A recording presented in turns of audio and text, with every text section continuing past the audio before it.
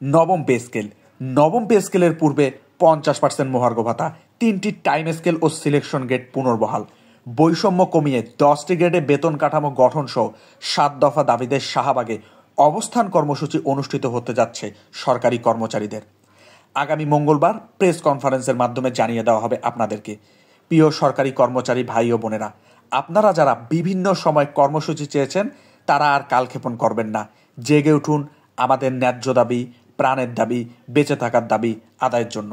মনে রাখবেন, আপনারা যদি সেন্ট্রাল নেতাদের দিকে চেয়ে থাকেন এবং চেয়ে থেকে বাসায় বসে থাকেন তাহলে এই দাবি শুধুমাত্র দাবির মধ্যে সীমাবদ্ধ থাকবে, তা কখনো বাস্তবতার মুখ দেখবে না। দীর্ঘদিনের এই বৈষম্য শুধুমাত্র আপনাদের অবস্থানের মাধ্যমে সফলতার মুখ দেখতে পারে।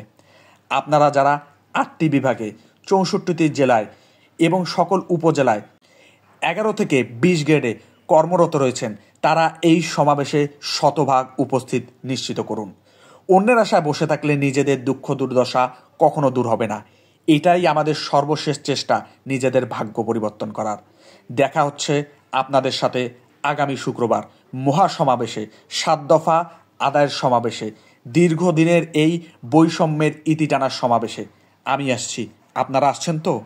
দয়া করে এই মহাসমাবেশ সম্বন্ধে আপনার সহকর্মী থেকে শুরু করে যত সরকারি 11 থেকে 20 গ্রেডের কর্মচারী রয়েছে তাদের অবগত করুন। শুধুমাত্র তাদের অবগতর মধ্যেই সীমাবদ্ধ রাখবেন না, তাদের শতভাগ উপস্থিতি নিশ্চিত করুন। ধন্যবাদ, ভালো থাকবেন।